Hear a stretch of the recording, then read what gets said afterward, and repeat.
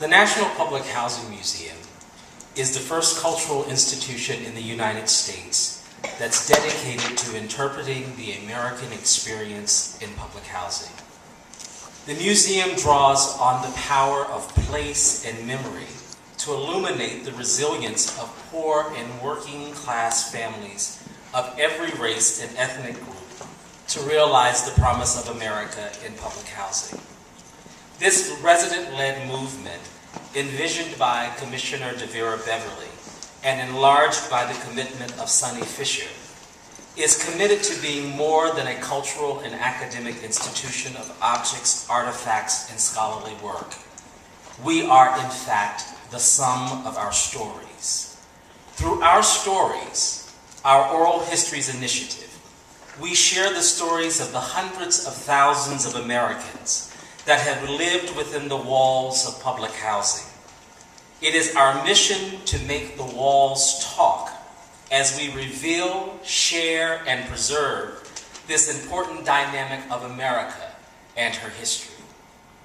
I would like to invite you tonight to visit our current exhibit in the South Lobby of the Merchandise Mart called History Coming Home.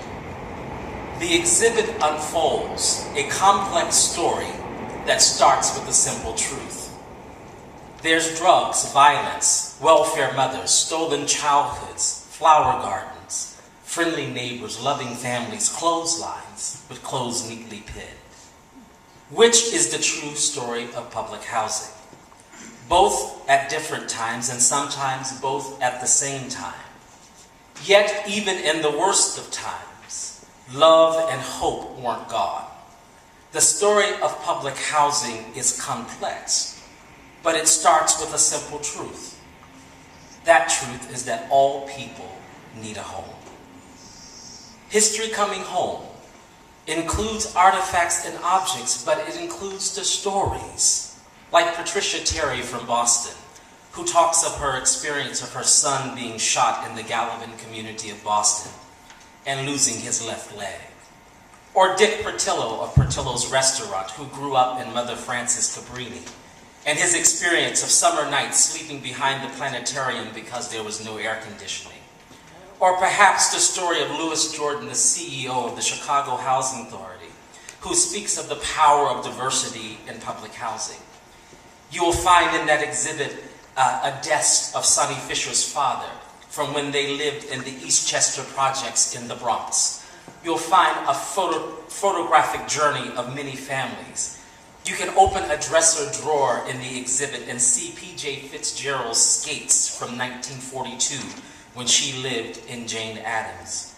Or perhaps learn of Francine Washington's recount of the smell of urine in the hallway. These and countless other stories are the stories we tell.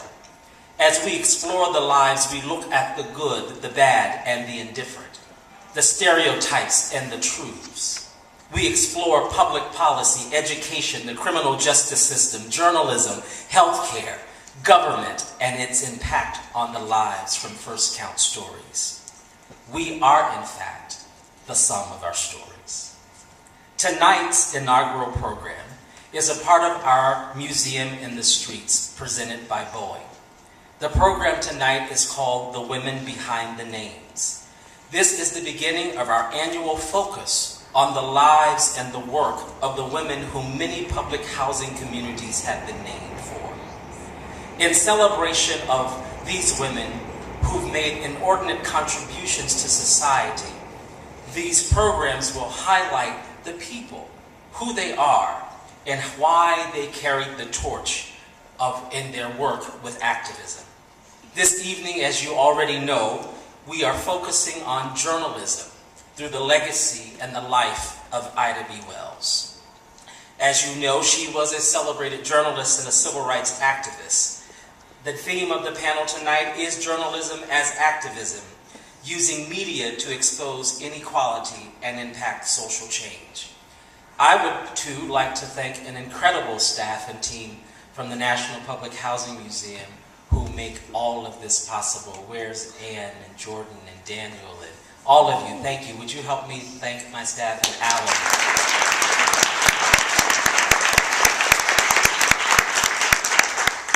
It was during a lunch conversation that this concept of the women behind the names was ignited.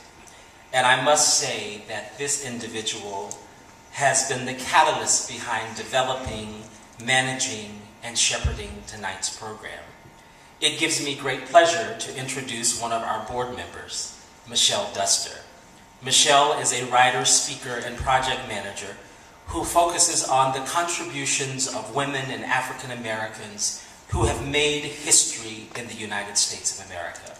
She has written numerous articles and essays, as well as having published 2 books, Ida in Her Own Words, and a new one being released for you tonight, Ida from Abroad. This is actually the first in a series, as she writes about her great-grandmother, Ida B. Wells. Michelle has a bachelor's degree in psychology from Dartmouth and a master's in communication from the New School of Social Research from New York City. Would you please welcome Ms. Michelle Duster?